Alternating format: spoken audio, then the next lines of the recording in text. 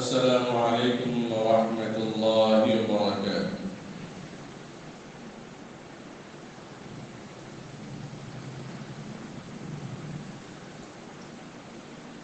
الحمد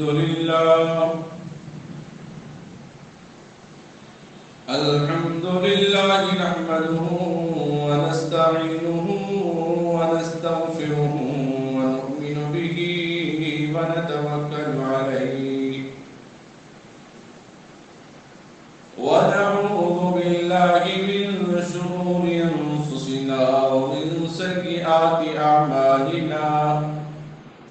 من يهده الله فلا مضل له ومن يضلل فلا هادي له،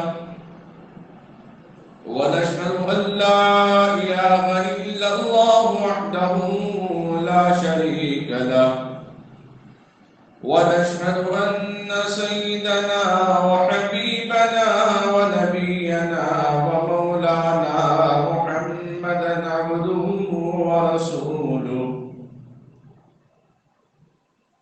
أما بعد فأعوذ بالله من الشيطان الرجيم.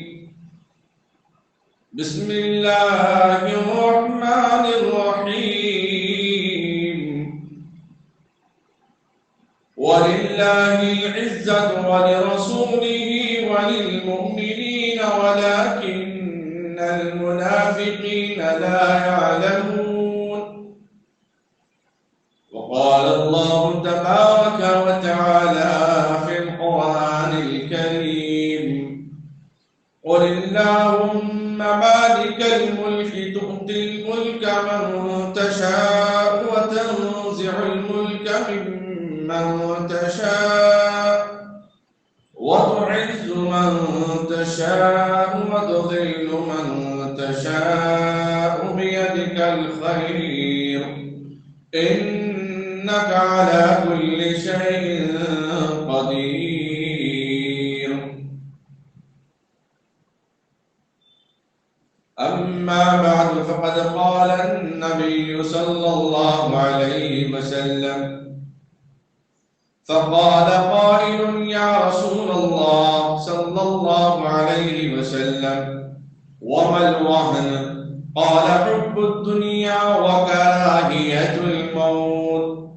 صدق الله مولانا العظيم وصدق رسوله النبي الكريم. نحن على ذلك من الشاهدين لمن الشاكرين.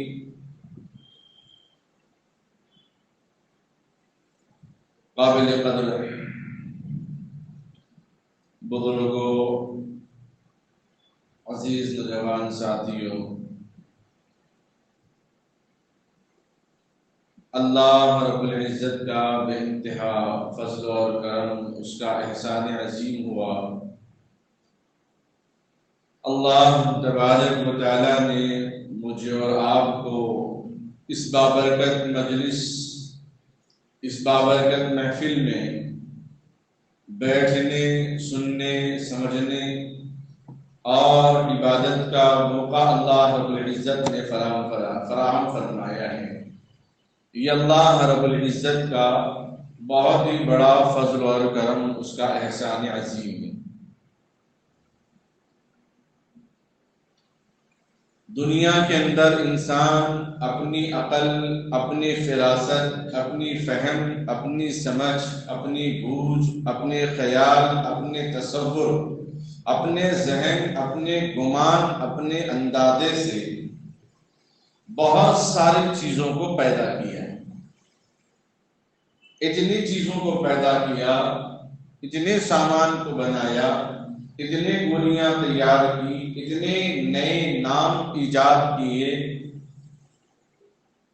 کہ سسٹم کے اندر بھی اب ڈال مڈول کرنا پڑتا ہے کہ کوئی نام ہو بہو نہ ملے۔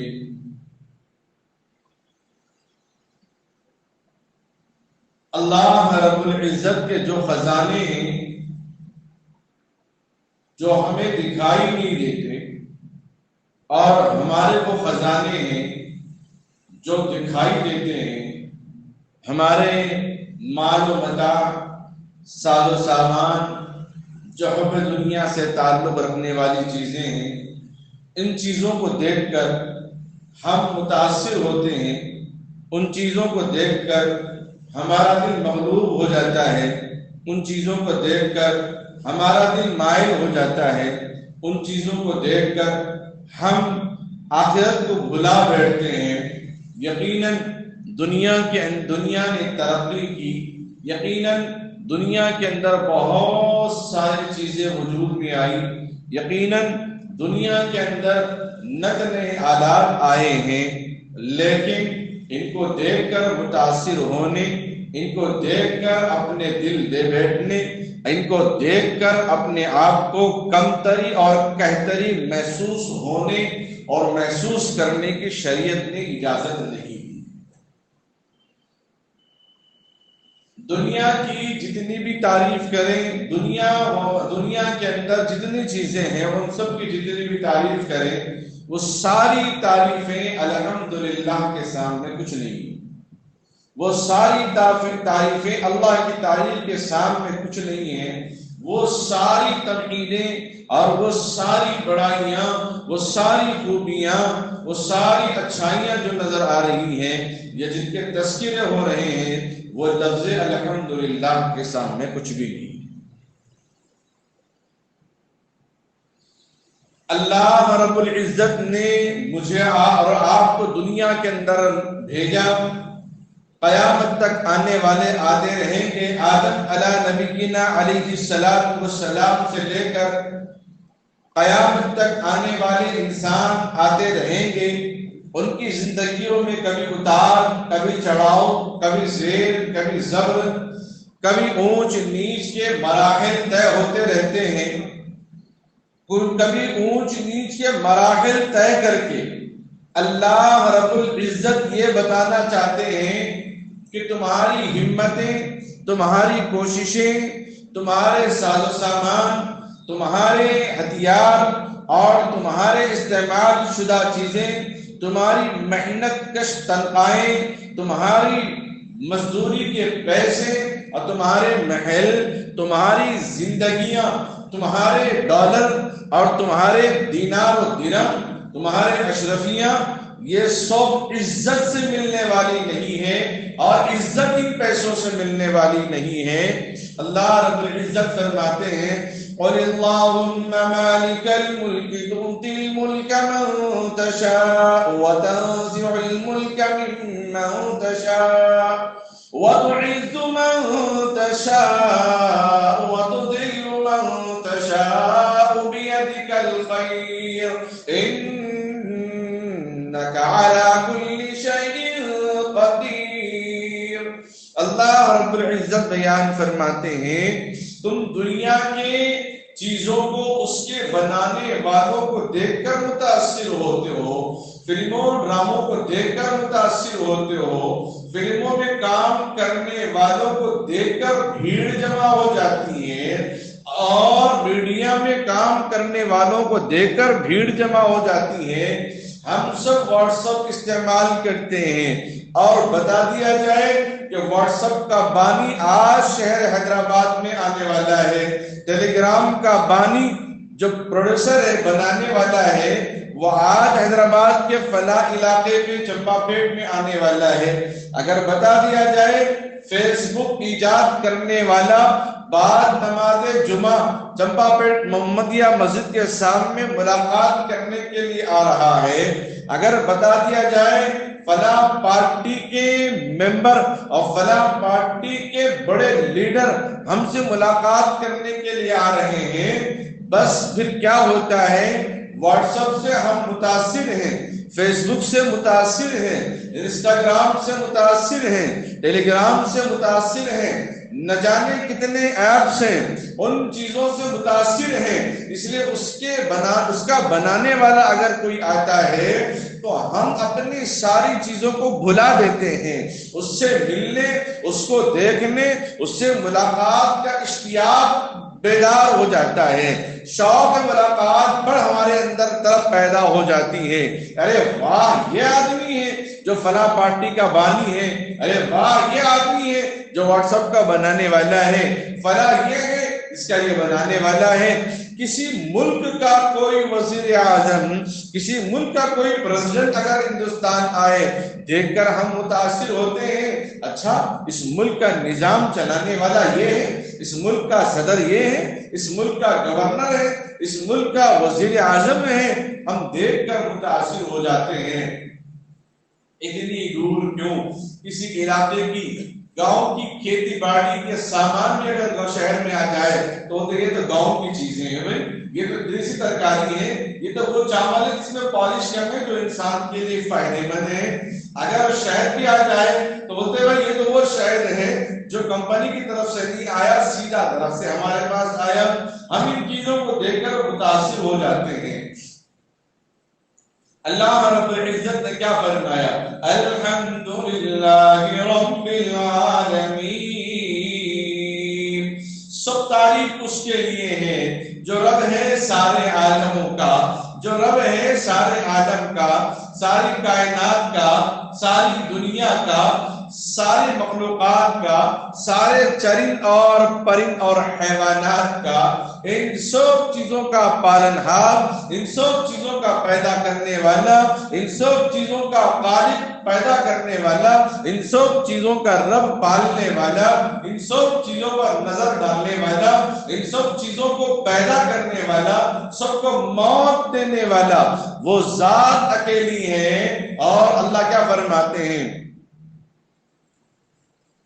اللہ رب العزت بیان فرماتے ہیں دنیا کے اندر جتنی چیزیں تم دیکھ رہے ہو، وَلَنَبْلُوَنَّكُمْ بِشَيْءٍ مِّنَ الْخَوْفِ وَالْجُوعِ وَنَقْصٍ مِّنَ الْأَمْوَالِ وَالْأَنفُسِ وَالثَّمَرَاتِ وَبَشِّرِ الصَّابِرِينَ الَّذِينَ إِذَا أَصَابَتْهُم مُّصِيبَةٌ قَالُوا إِنَّا لِلَّهِ وَإِنَّا إِلَيْهِ راجعون. یہ سب چیزیں دنیا کے اندر آئی ہیں. بعض چیزیں دنیا سے دنیا میں آئی، بعض چیزیں آسمان سے دنیا میں آئی، بعض چیزیں زمین سے دنیا میں آئی ہے. لیکن یہ سب چیزیں فنا ہونے والی ہے، یہ سب چیزیں دفعہ ختم ہونے والی ہے. رہے گی وہ ذات اللہ کی، وہ نام باقی رہے گا، وہ رسول اللہ صلی اللہ علیہ وسلم کی شریعت باقی رہے گی. ہر ابتدا سے پہلے، ہر انتہا کے بعد، ہر ابتدا سے پہلے، ہر انتہا کے بعد ذات نبی بلند ہے. ذات خدا کے بعد دنیا میں احترام کے قابل ہیں جتنے لوگ، دنیا میں احترام کے قابل ہیں جتنے لوگ، میں سب کو مانتا ہوں مگر مصطفیٰ کے بعد. ہماری کامیابیاں کسی تنظیموں میں جڑی ہوئی نہیں ہے، ہماری کامیابی کسی پارٹی میں لگی ہوئی نہیں ہے، ہماری کامیابی محمد رسول اللہ صلی اللہ علیہ وسلم کی اتباع میں ہے، خدا کے حکم کو ماننے میں ہے، نبی کی شریعت کو ماننے میں. اللہ تبارک و تعالیٰ نے ہماری کامیابی رکھی ہے. حضرت آدم علیہ نبینا والسلام کی کامیابی اللہ نے جنت میں نہیں رکھی ہے، اللہ نے دنیا میں نہیں رکھی ہے، اپنے فضل اپنے کرم سے اللہ نے کامیابی رکھی ہے. یہ نہیں کہ جنت میں رہیں گے تب تک کامیاب ہوں گے، اگر جو جنت میں گیا وہ کامیاب ہے تو پھر آدم علیہ السلام کو دنیا میں کیوں بھیجا گیا؟ امتحان کے لیے بھیجا گیا ہے. اللہ رب العزت نے پھر آدم علیہ السلام کو 40 سال تک اس دھرتی پر، اس زمین پر، اس دنیا میں دعا کے لیے اور اپنی عبادت کے لیے امتحان میں رکھا. وہ 40 سال تک اپنے رب کو، اپنے خالق کو، اپنے مالک کو، اپنے رب ذوالجلال والاکرام کو یاد کرتے رہے اور دعا کرتے رہے. اللہ رب العزت نے آپ کی دعا قبول فرما لی ہے. کسی شخص کی وجہ سے، کسی ذات کی وجہ سے، کسی اشیاء کی وجہ سے نہیں، اپنے فضل اور اپنے کرم سے اللہ تبارک و تعالی نے آپ کی دعا قبول قبول فرمائی ہے، یہ نبی اکرم صلی اللہ علیہ وسلم کی عظمت سے قبول فرمائی۔ آدم علی نبینا علیہ السلام کی کامیابی نہ جنت میں بتائی گئی نہ دنیا میں بتائی گئی، آپ کی کامیابی اللہ کے فضل و کرم سے ہوتی ہے۔ نوح علیہ السلام اللہ کے برگزیدہ نبی، اللہ کے مقرب بندے، اللہ کے نبی ہیں، یہ میسنجر ہیں، یہ رسول ہیں، یہ اللہ کا پیغام ہم تک پہنچانے والے ہیں، یقیناً کامیاب ہیں۔ لیکن آپ کا ایک بیٹا جو نافرمان تھا وہ کامیاب نہ ہو سکا، اس کو وہ ایمان کی دولت میسر نہ ہوئی، اس کو اللہ کی رضا میسر نہ ہوئی، اس کو اپنے باپ کی شفقت میسر نہیں ہوئی، اس کو اپنے نبی کی نبوت میسر نہیں ہوئی۔ کامیابی اللہ کے ہاتھ میں ہے۔ ایک زمانے میں بعض کو اللہ کامیاب کرتا ہے، بعض کو ناکامیاب کرتا ہے۔ ایک بارش کے ذریعے سے اللہ بعض کو کامیاب کرتا ہے، بعض کو امتحان میں، آلائش میں، آزمائش میں مبتلا کر دیتا ہے۔ بارش شروع ہو گئی ہے، جن کے گھروں میں شادی بیاہ ہے وہ افسردہ ہو گئے، ہائے مہمانوں کا کیا ہوگا، ہائے کھانا پکانے کا کیا ہوگا، ہائے انتظامات کا کیا ہوگا۔ اور جن کی کھیتی باڑی سوکھ رہی ہے، زمینیں خشک ہو چکی ہیں، وہ اللہ کا شکریہ ادا کر رہے ہیں، وہ سجدے میں پڑ گئے، وہ اللہ کی تسبیح کر رہے ہیں کہ اللہ تیرا شکر ہے، پانی کل ہی مجھے ڈالنا تھا لیکن اے اللہ تو نے بارش ہی برسا دیا، اب تو مجھے پانی ڈالنے کی ضرورت نہیں ہے۔ وہ خوش ہو گیا، دیہاتوں میں، علاقوں میں پانی خشک ہو گیا، کنویں میں پانی تہ میں چلا گیا، بور میں پانی ختم ہو گیا، بارش کی وجہ سے پانی کے چشمے ابل پڑے، وہ خوش ہو گئے۔ اور جن کے آئرن کے کپڑے بھیگ گئے اور جن کی فصلیں تباہ ہو گئی وہ تو ناراض ہو گئے، وہ تو غمزدہ ہو گئے۔ گویا کامیابی اللہ تبارک و تعالیٰ نے کسی ایک چیز میں خاص کر کے نہیں رکھا ہے، اپنی ذات اور نبی علیہ السلام کی شریعت کے ساتھ اللہ نے کامیابی کو جوڑا ہے۔ اسباب پر اللہ نے کامیابی کو نہیں جوڑا ہے، اسباب میں اللہ نے نقصان کو نہیں جوڑا ہے۔ یہ نفع و نقصان دینے والی ذات اللہ کی ہے، یہ طاقت و قوت دینے والی ذات اللہ کی ہے۔ کوئی شے وجود میں نہیں آ سکتی اللہ کے حکم کے بغیر، کوئی چیز ہل نہیں سکتی اللہ کے حکم کے بغیر۔ اور جتنی چیزیں آئی ہیں، اِنَّا لِلَّهِ وَإِنَّا إِلَيْهِ رَاجِعُونَ، جو چیزیں آئی ہیں وہ چیزیں اللہ ہی کی طرف واپس لوٹ کر جانے والی ہیں۔ وہ اللہ کی امانت تھی، وہ اللہ کے پاس چلے گئی، پیسے آئے گم ہو گئے۔ دعا پڑھی قرآن پاک کے دوسرے پارے کے دوسرے رکوع کی آیت، اِنَّا لِلَّهِ وَإِنَّا إِلَيْهِ رَاجِعُونَ، دعا بھی ہے اور یہ آیت قرآنی بھی ہے۔ پیسے گم ہونے پر یہی دعا پڑھنا ہے، کیونکہ پیسہ آیا وہ اللہ کی طرف سے، گیا وہ بھی اللہ کی طرف سے چلا گیا ہے۔ بجلی چلے گئے تب بھی اِنَّا لِلَّهِ وَإِنَّا إِلَيْهِ رَاجِعُونَ، کسی کو نقصان پہنچا، اِنَّا لِلَّهِ وَإِنَّا إِلَيْهِ رَاجِعُونَ، کسی کے یہاں انتقال ہوا، اِنَّا لِلَّهِ وَإِنَّا إِلَيْهِ رَاجِعُونَ، کوئی پارٹیاں آئی، کوئی پارٹیاں چلے گئی، ناکام ہو گئی، اِنَّا لِلَّهِ وَإِنَّا إِلَيْهِ رَاجِعُونَ۔ سب چیزیں اللہ کی طرف سے آتی ہیں اور جاتی بھی اللہ کے حکم سے چلے جاتی ہیں۔ اگر آنے والی چیزیں کامیابی کی ہوتی تو پھر وہ چیز ناکام کبھی نہیں ہو سکتی، وہ چیز ہماری نظروں سے اوجھل نہیں ہو سکتی، وہ چیز ہماری نظروں سے غائب نہیں ہو سکتی۔ جو چیز غائب ہو گئی وہ کامیابی اس کے اندر نہیں ہے۔ فَلَمَّا رَأَى الشَّمْسَ بَازِغَةً قَالَ هَذَا رَبِّي هَذَا أَكْبَرُ، سورج کو دیکھ کر ابراہیم علیہ السلام نے، جب نبی نہیں بنے، نبوت نہیں ملی، کہا یہ بہت بڑا رب ہے، بہت بڑا رب ہے، لیکن جب غائب ہوا تو کہنے لگے یہ میرا رب نہیں ہو سکتا، یہ میرا رب نہیں ہو سکتا۔ ابراہیم علیہ السلام نے پیغام دیا، انی وجہت وجہی للذی فطر السماوات والارض حنیفا وما انا من المشرکین، فرمایا کہ میں اپنی ساری توجہات، میں اپنی ساری نظریات، اپنے سارے خیالات، سارے تصورات کو میں اللہ کے حوالے کر دیتا ہوں، میں اپنا چہرہ اللہ کی طرف کرتا ہوں، اس ذات کی طرف کرتا ہوں جس کا کوئی غروب نہیں، اس ذات کی طرف کرتا ہوں جس کے لیے کوئی موت نہیں، اس ذات کی طرف کرتا ہوں جس کے اندر کوئی عیب نہیں، اس ذات کی طرف کرتا ہوں جس کے اندر کوئی خامی نہیں، اس ذات کی طرف کرتا ہوں جس کا کوئی شریک نہیں، اس ذات کی طرف کرتا ہوں جس کے بنانے میں کوئی شریک نہیں، جس کی ذات و صفات میں کوئی عیب نہیں، وہ تو سبحان ہے جس کو ہم سجدے میں سبحان ربی الاعلی کہتے ہیں، وہ ذات تو اعلی ہے۔ آدم علیہ السلام نے امت کو بتایا، اپنے خاندان کو، اپنے نونہالوں کو، اپنے ذریت کو بتا دیا، اپنی نسل کو بتا دیا کامیابی اللہ کے ہاتھ میں ہے۔ نوح علیہ السلام نے بتا دیا کامیابی اللہ کے ہاتھ میں ہے۔ ابراہیم علیہ السلام نے دنیا کو بتا دیا، آدم کو نمرود کو بتا دیا کامیابی اللہ کے ہاتھ میں ہے۔ موسیٰ علیہ السلام نے فرعون کو بتا دیا کامیابی اللہ کے ہاتھ میں ہے۔ فرعون نے کہا نہیں کامیابی تو میرے ہاتھ میں، میں جس کو چاہے مار دوں، جس کو چاہے قتل کر دوں، جس کو چاہے زندہ رکھ دوں، میرے ہاتھ میں ہے، زندگی اور موت میرے ہاتھ میں ہے۔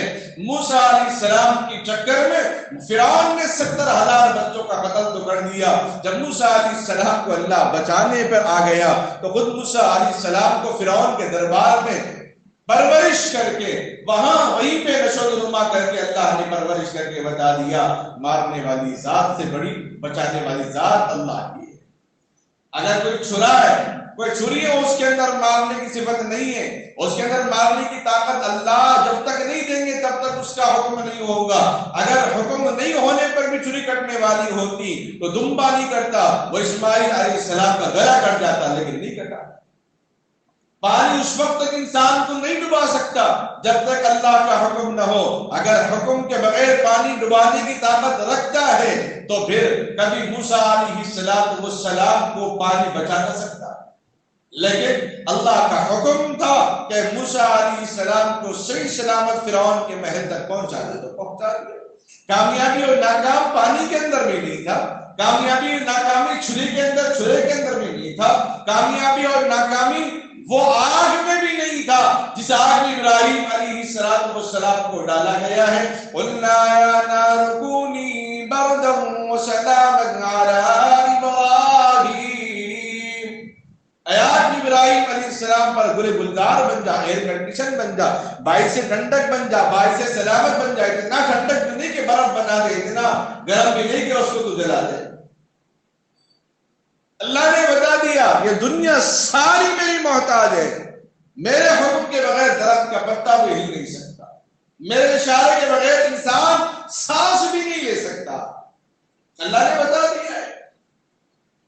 ہر حال میں کامیابی اللہ کے ہاتھ میں، ہر حال میں کامیابی اللہ کے ہاتھ میں، ہر حال میں طاقت اللہ ہی کے ہاتھ میں ہے۔ جو کام ہوتا ہے وہ اللہ کی طرف سے ہوتا ہے۔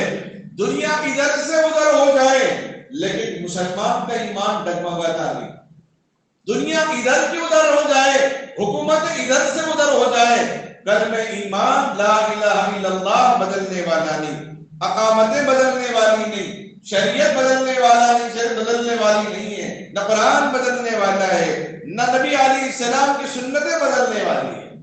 ہماری نظریں، ہماری توجہات اسباب کے ساتھ ساتھ اسباب پہ یقین، اسباب پر محنت سے پہلے اس ذات پر ہونا چاہیے جس ذات پر ایمان لانے کا خود اللہ نے حکم دیا۔ کہے نبی کہہ دیجئے، امت کو بتا دیجئے، قُلْ هُوَ اللَّهُ أَحَدٌ، اللہ ایک ہے۔ اے نبی بتا دیجئے، لوگوں کو بتا دیجئے کہ اللہ ایک ہے۔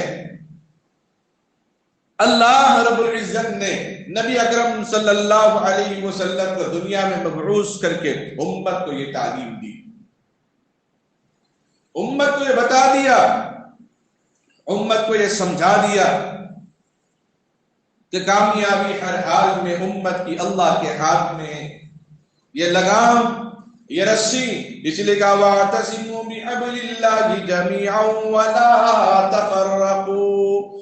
بعض اسباب کو اللہ رب العزت نے بنایا ہے، اسباب کی بیس پر اللہ تبارک و تعالیٰ نے کامیابی ہمارے اوپر کامیابی رکھی اس بات پر۔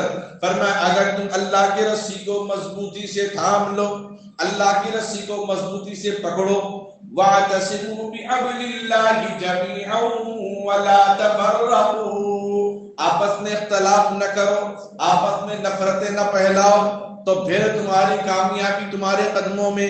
ان تنصروا اللہ ینصرکم ویثبت اقدامکم، تمہارے قدم جب تک ثابت قدم رہیں گے، ایک جگہ، ایک ایمان پر، ایک خدا پر، ایک رسول پر، ایک کعبے پر، ایک نبی پر، ایک قرآن پر، جب تک تمہارا عمل رہے گا تم ثابت قدم رہو گے، مدد ہماری تمہارے لیے ہمیشہ شامل حال رہے گی۔ لیکن اللہ نے اسباب اختیار کرنے کا حکم دیا، ہم نے اسباب اختیار کر لیا۔ درود شریف پڑھنا۔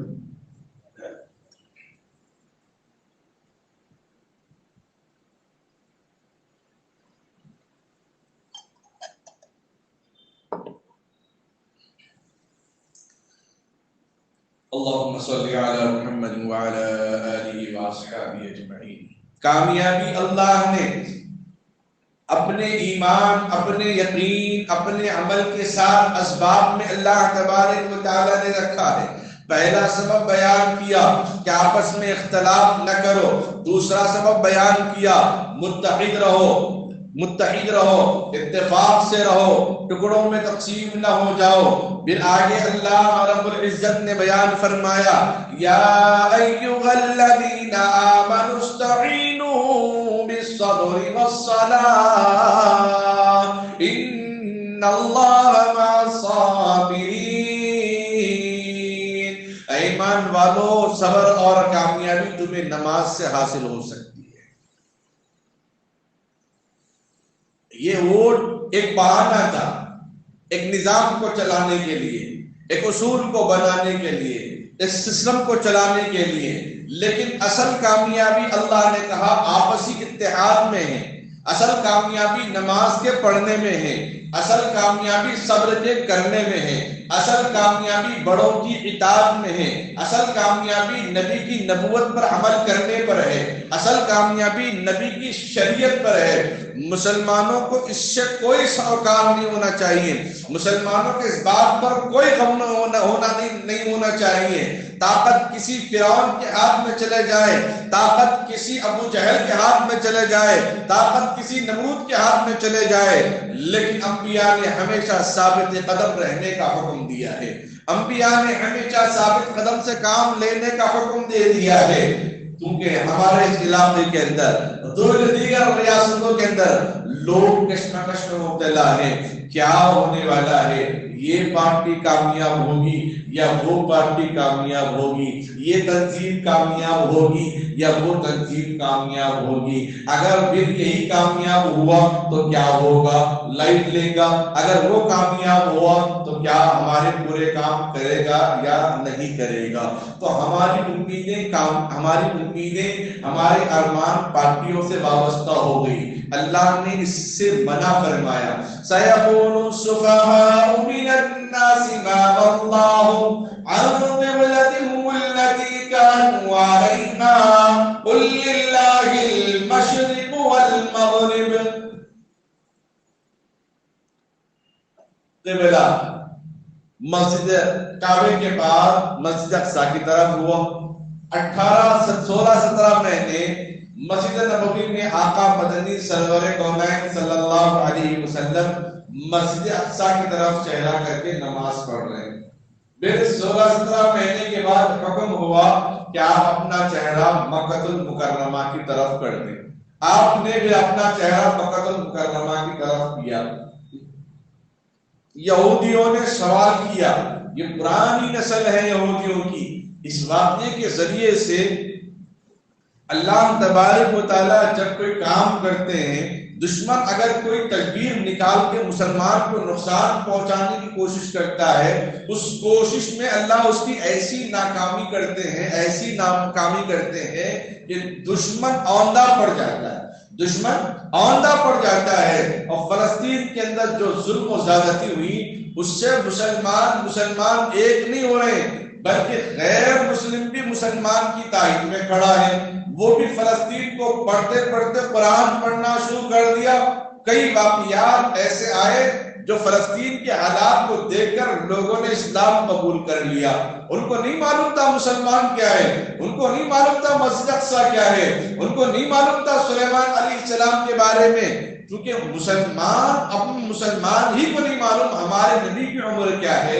وہ عیسائی ہیں، وہ عیسائی ہونے کے باوجود بہت ساری معلومات سے نامعلوم ہو جاتے ہیں. اب جب دیکھا کہ حد سے زیادہ ظلم و زیادتی فلسطین پہ ہو رہی ہے، آخر ماجرا کیا ہے، یہ فلسطینی لوگ کون ہیں، آخر ماجرا کیا ہے، یہ نہتے مسلمان کون ہیں. جب ان کے بارے میں اسٹڈی کرنا شروع کر دیا، قرآن کی آیتیں درمیان میں ملتی گئیں، ایسا کلام ملتا گیا. کبھی انہوں نے ایسا کلام نہ سنا نہ تصور ان کے ذہن میں تھا. لوگ بعض تو ان حالات کو دیکھ کر اعلان اسلام قبول کر لیا، بعض وہ ہیں جو دشمن کے ملک میں رہتے ہوئے دل سے انہوں نے اسلام کو قبول کر لیا. فلسطینیوں نے، حماس نے جتنے لوگوں کو قیدی بنا لیا تھا، ان کے ساتھ نرم رویہ، ان کی اخلاق، ان کے کردار، ان کے اوصاف اور ان کی نظروں کی حفاظت، عورتوں کی ریسپیکٹ، عورتوں کی حفاظت، ان کی عزت، بچوں کے ساتھ شفقت اور بڑوں کا ادب و احترام دیکھ کر وہ اسی وقت دل سے مسلمان بن گئے. وہ جب رہا وہ ہو رہے تھے اس انداز سے ہو رہے کہ گویا کسی شادی کے گھر میں آ گئے تھے اور شادی ہونے کے بعد وہ رخصت ہو رہے ہیں. اس انداز سے لگ ہی نہیں رہا تھا کہ کسی قیدی سے، کسی کسٹڈی سے وہ لوگ باہر نکلے. تصور تک یہ ہمارا خیال نہیں ہے، بلکہ غیر یہ خیالات پیش کر رہا ہے کہ جتنے اسرائیل جو گرفتار کیے گئے تھے، ایسا نہیں لگ رہا ہے کہ قید خانے سے آ رہے ہیں، ایسا لگ رہا ہے کہ بچھڑے ہوئے بہت زمانے سے. وہ بچھڑی ہوئی دوستیاں ہندوستان پاکستان کی مشہور ہے، بچھڑی ہوئی دوستیاں جو ایک زمانے کے بعد ملی ہیں، اس کے بعد جو پھر واپسی ہو رہی ہیں. تو جو جذبات ان کے ہوتے ہیں، وہ جذبات کا وہ لوگ اس کا اظہار کر رہے تھے. آج کل تو لوگ اپنے فون میں اور اپنی گفتگو میں ہندوستان پاکستان کا نام لینے پر بھی گھبرا رہے ہیں کہ کہیں سیڑھی نام سن کر ہمیں گرفتار نہ کر لیں، کوئی شک و شبہ میں ہمیں گرفتار نہ کر لیں. اور جب اڈوانی جی جب پاکستان چلے گئے، کیونکہ وہ پیدائشی ان کا مقام تھا، اور وہاں پہ جب چلے گئے تو ان کے آنسو رک نہ سکے. وہ علاقے، ان کے مکان، وہاں کی محبت دیکھ کر وہ رو پڑے. اور دشمن وہاں جا کے بریانی کھاتا رہے اور ہم نام بھی نہ لیں، اپنے مسلمان بھائیوں کا ہم نام بھی نہ لیں. اور دشمن جس کے نام پہ ووٹ تقسیم کرتا ہے، وہاں جا کر اپنے ارادے اور اپنے نظریات کو ٹال مٹول کر کے امت کو گمراہ کر رہا ہے. تو بہرحال اللہ تبارک و تعالیٰ فرماتے ہیں وَمَكَرُوا وَمَكَرَ اللَّهُ وَاللَّهُ خَيْرُ الْمَاكِرِينَ. جتنا تم اسلام کو، اسلام کے ماننے والوں کو دباؤ گے، یہ اسلام اتنا ہی ابھرتا رہے گا جتنا تم قرآن کو دباؤ گے، قرآن کے ماننے والوں کو دباؤ گے. اس سے پہلے میں نے بیان کیا قرآن کی بے حرمتی کی یہی تھی. اس کے بعد کیا ہوا، اسی علاقے کے، اسی محلے کے کئی لوگ اسلام قبول کر لیے. بتانا یہ ہے کہ کامیابی اللہ تبارک یہودی نسل بہت پرانی نسل ہے جو دشمن کے مسلمان کو اپنا دشمن سمجھتی ہے اور ہمیشہ ہاتھ دھو کے پڑے پیچھے رہتے ہیں. اور وہ نبی علیہ السلام سے سوال کرنے لگے کہ یا رسول اللہ، آپ کا قبلہ ایک طرف نہیں رہتا، کبھی مشرق کبھی مغرب، کبھی مشرق کبھی مغرب، کبھی ادھر کبھی ادھر، کبھی ادھر کبھی ادھر. اب یہ الزام مسلمان پہ بھی لگائیں گے بعد میں. اب ایک لوگ کوئی مضمون چلانے لگے، فلاں چھوٹے بھائی صاحب کا ہاتھ جو ہے فلاں ہاتھ کی طرف آگے بڑھ رہا ہے، اشارہ کر رہے ہیں. اب یہ مضمون مسلمان پہ بھی چلائیں گے تو مسلمان کا کیا جواب ہوگا؟ مسلمان کا کوئی جواب نہیں ہوگا. جو بھی جواب ہوگا وہ قرآن کا جواب ہوگا، کیونکہ مسلمان قرآن پہ چلنے والا ہے، تنظیموں سے چلنے والا نہیں ہے. اب لوگ سوال کر رہے تھے یہودی کیا کہ قبلہ آپ کا کبھی ادھر کبھی ادھر، کبھی ادھر کبھی ادھر. تو اللہ تبارک و تعالیٰ نے دوسرے پارے کی پہلی آیت نازل فرمائی وَلِلَّهِ الْمَشْرِقُ وَالْمَغْرِبُ. فرمایا قبلہ نہ مشرق میں ہے نہ مغرب میں ہے، قبلہ تو میرے حکم پہ ہے. ہم یہ نہیں دیکھتے کہ قبلہ ادھر ہے یا ادھر ہے. قربانی کے موقع پر بھی کیا فرمایا؟ تگڑا ہونا، اچھا ہونا، موٹا ہونا، بیمار نہیں ہونا، دم کٹا نہیں ہونا، لنگڑا، اور اتنا لنگڑا بھی نہیں ہونا کہ مذبح تک چلنے کے قابل نہ ہو جائے، اتنا کمزور نہیں ہونا کہ وہ اپنے آپ نہ چل سکے. لیکن ذبح ہونے کے بعد کیا کہا؟ لَن يَنَالَ اللَّهَ لُحُومُهَا وَلَا دِمَاؤُهَا وَلَكِن يَنَالُهُ التقوى منكم، اللہ تمہارے گوشت کو نہیں دیکھتے، خون کو نہیں دیکھتے، تقوی کو دیکھتے، تمہاری نیت کیا ہے۔ عنوان کو اللہ نے بدل دیا موقع کے حساب سے۔ اللہ نے جیسے سورج کی شعاؤں سے اللہ ہمیں صحت بنا دیتا ہے، بغیر شعاؤں کے اندھیرے میں آم کا پیڑ لگا کے دیکھیں کیا صحیح آم ہوں گے؟ اسی طریقے سے سورج کی شعاؤں اور حیثیت سے اللہ تبارک و تعالیٰ ہماری صحت کے اندر تبدیلی اور طاقت پیدا کر دیتا ہے۔ اللہ تبارک و تعالیٰ ہماری تربیت کر رہے ہیں یہاں پر، اور فرمایا کہ جب اللہ نہ ادھر ہو نہ ادھر ہے، بلکہ یا نبی آپ کہہ دیجیے ہم تو اللہ کے حکم کو ماننے والے ہیں، اللہ جدھر بولے ہم ادھر چلیں گے، اللہ جدھر بولے ہم ادھر چہرہ کریں گے، ہم کسی کی تابعداری کرنے والے نہیں۔ حجر اسود کا بوسہ ہم اس لیے لیتے ہیں کہ وہ نبی علیہ السلام نے بوسہ دیا تھا۔ عمر رضی اللہ تعالیٰ نے کیا فرمایا؟ حجر اسود کو مخاطب کر کے فرمایا، عمر رضی اللہ تعالیٰ امیر المؤمنین خلیفہ دوم جن کے بارے میں قرآن پاک کی آیت نازل ہوئی، اے حجر اسود میں تجھے کبھی بوسہ نہیں دیتا اگر میرے نبی نے بوسہ نہ دیا ہوتا، میرے نبی نے بوسہ دیا اس لیے میں تجھے بوسہ لے رہا ہوں، سنت سمجھ کر میں بوسہ لے رہا ہوں، کیونکہ شفا دینے والی ذات اللہ کی ہے۔ تو اللہ تبارک و تعالیٰ نے بتا دیا ہے، نبی کہہ دیجئے کہ ہم کون حکم کی اتباع کرتا ہے، تعمیل کرنے والے کون ہیں۔ ہم یہ دیکھتے ہیں کہ یہ نہیں دیکھتے کہ قبلہ ادھر ہے یا ادھر ہے، میں یہ دیکھنا چاہتا ہوں کہ میری بات پر کون چلنے والا ہے، میری بات پر کون چلنے والا ہے۔ اب تنظیمیں کبھی مسلمان کسی کی تعریف کر رہا ہے، کبھی مسلمان کسی کی تعریف کر رہا ہے، تو تعریف کرنے کی وجہ کیا ہے؟ وہ شریعت میں اگر مداخلت کر رہا ہے تو اس کی تعریف نہیں کی جائے گی، بعد میں توبہ کر کے پھر کہے گا کہ میں آئندہ شریعت میں مداخلت نہیں کروں گا تو پھر اس کی تعریف کی جائے گی۔ کیونکہ ہمارا منشا، ہمارا مقصد قرآن کے اندر تحریف نہیں ہونا، ہمارا مقصد، ہمارا منشا اذان اور نمازوں کے اندر کوئی رکاوٹ پیدا نہیں ہونا۔ اگر حکومت میں کچھ بھی بدل جائے، حکومتیں چاہے کون سی بنے، ہمیں اس سے کوئی سروکار نہیں ہے، ہمیں تو اپنی نمازیں پڑھنا ہے، ہمیں تو اپنے حلال روزی کمانا ہے، اور ہمیں تو حلال طریقے سے چیزوں کو اپنانا ہے۔ ہاں اسباب اختیار کرنا، لیکن اسباب کے چکر میں بیٹے کی محبت میں گاڑی لا کر دے دیا، بیٹے کو گاڑی چلانا نہیں آتا، ایکسیڈنٹ ہو کر اس کا انتقال ہو گیا۔ محبت تو ٹھیک تھی لیکن زیادتی ٹھیک نہیں تھی، سیاست میں جانا ٹھیک ہے لیکن مبالغہ آرائی کرنا، کسی ایک پہ ڈیپینڈ ہو کے بیٹھ جانا، یہ ٹھیک نہیں تھا۔ مبالغہ آرائی ٹھیک نہیں ہے۔ امام خطیب اور بلکہ صحابی کے بارے میں بھی مبالغہ آرائی ٹھیک نہیں ہے۔ خود نبی پاک علیہ السلام کیا فرماتے ہیں؟ صحابہ کہتے ہیں یا رسول اللہ آپ کا مقام تو بہت اونچا، یقیناً اونچا ہے، اس میں کوئی دو رائے نہیں ہے، بعد خدا تو ہی قصہ مختصر۔ لیکن آقا علیہ السلام کے اخلاق دیکھیے، آپ فرماتے ہیں کسی نبی سے زیادہ مجھے بڑا چڑھا کر پیش نہ کرو، کسی نبی سے زیادہ مجھے بڑا چڑھا کر پیش نہ کرو۔ ہر ایک کا مقام اپنی جگہ ہے، جبکہ قرآن نے خود بیان فرمایا تِلْكَ الرُّسُلُ فَضَّلْنَا بَعْضَهُمْ عَلَىٰ بَعْضٍ، بعضوں کا مرتبہ بعضوں سے مقام مرتبے میں بلند ہو جاتا ہے، بعض مرتبہ بلند ہو جاتا ہے۔ نبی علیہ السلام کا مقام بلند ہے، لیکن پھر بھی آپ اس بات کو پسند نہیں کرتے تھے کسی نبی کی تعریف کو کم کر کے میری تعریف زیادہ کی جائے۔ وہ نبی علیہ السلام کی موجودگی اور نبی علیہ السلام کے سامنے کی بات تھی۔ اگر کوئی آپ نبی اکرم صلی اللہ علیہ وسلم کی تعریف کرتا ہے صحیح بات ہے، وہ تو حق ہے، اس وقت اللہ کے نبی علیہ السلام نے اپنے اخلاقی طور پہ بتا دیے ہیں کہ مجھے اونچا کر کے کسی نبی کو نیچا مت کرو، اس لیے کہ نبی علیہ السلام جو فرما رہے وہ تو مجھ سے پہلے آئے تھے، وہ بھی نبی ہے اللہ تبارک و تعالیٰ کی، وہ بھی رسول ہے، آپ علیہ السلام کے اخلاق ہے۔ ہمارے تنظیموں میں یہ باتیں ہیں نہیں ہے، یہ باتیں ہماری تنظیموں میں نہیں ہے۔ کوئی کسی تنظیم میں جاتا ہے، ہر ایک چاہتا ہے کہ میں ہی صدر بنوں، ہر ایک چاہتا ہے کہ کرسی مجھے ہی مل جائے۔ لَوْ كَانَ فِيهِمَا آلِهَةٌ إِلَّا اللَّهُ لَفَسَدَتَا، اللہ رب العزت بھی بیان فرماتے ہیں اس دنیا کے نظام کو چلانے والے اگر دو ہوتے تو دنیا کا نظام درہم برہم ہو جاتا۔ اسی طریقے سے ملک کے نظام کے اندر بھی ایک ہی وزیر اعظم ہو سکتا ہے، تو امت مسلمہ کو سمجھنا چاہیے ہمارے مسجد کا صدر بھی ایک ہی رہے گا، قوم ملت کا رہبر رہنما بھی ایک ہی رہے گا، اور بقیہ افراد کیا کرنا ہے؟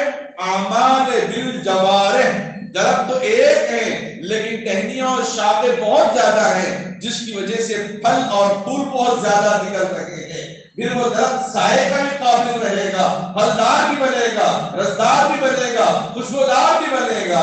اگر کوئی ہمارا رہبر طے ہو چکا ہے، ہم سب کو مل کر کام کرنا ہے، ہم میں سے ہر ایک میں اگر سرداری کی طرف دوڑ پڑے گا تو پھر کام کون کرے گا، پھر کام کون کرے گا؟ اسی لیے للہ فی اللہ جب تک ہم کام کرتے رہیں گے اللہ کو راضی کرنے کے لیے، اپنی مفاد کو چھوڑ کر، اپنے مفاد پرستی کو چھوڑ کر جب تک ہم یہ کام نہیں کریں گے، جب تک یہ کام وجود میں نہیں آ سکتا ہے۔ بہرحال اللہ سے خوب دعا کرتے رہیں، اللہ سے خوب یہ دعا کرے امت مسلمہ کی۔ آپ اندازہ لگا سکتے ہیں شہر حیدرآباد کے اندر، دیگر علاقوں اور دیگر اضلاع کے اندر بھی ووٹنگ ہوئی ہے، لیکن شہر حیدرآباد کے اندر بعض علاقوں میں 35%، بعض علاقوں میں 32%، بعض علاقوں میں بہت کم فیصد میں ووٹنگ ہوئی ہے۔ بقیہ لوگ سب کہاں گئے صاحب؟ ان میں سے اگر 20% لوگ بھی اگر باہر این آر آئیز ہیں تو بقیہ 50% کیا کر رہے تھے؟ وہ تو آرام کر رہے تھے اپنے گھر میں۔ بولے حکومت کس کی ہے تو ہمیں کیا کرنا ہے؟ وہی پیٹرول کے پیسے دینا ہے، وہی گیس کے پیسے دینا ہے، وہی ترکاری خرید کے ہی لانا ہے، کوئی چیز فری میں ملنے والی نہیں ہے۔ ان چیزوں کو ایسے محسوس کر کے ان لوگوں نے کل 30 تاریخ کو گویا کا اتوار سنڈے کا دن منایا، فنڈے کا دن منا دیا ہے۔ بہرحال اللہ توفیق دے ہم میں سے ہر ایک کو سمجھنے کی، کیونکہ اسباب پہ تو ہمارا گمان، خیال اور یقین اور اس پر عمل ہونا چاہیے۔ اسی لیے اللہ کے نبی علیہ السلام نے امت کو تعلیم دینے کے لیے براق کو باندھ کر معراج کا سفر طے کیا ہے۔ بقیہ باتیں انشاءاللہ اگلے جمعہ میں ہیں، اگلے جمعہ میں ہوں گی، وقت کی تنگ دامنی ہے۔ اللہ سے دعا کیجیے اللہ تعالی ہم تمام امت مسلمہ کو کہنے سننے سے زیادہ عمل کرنے کی سعادت نصیب فرماوے۔ آمین۔ وآخر دعوانا الحمدللہ رب العالمین۔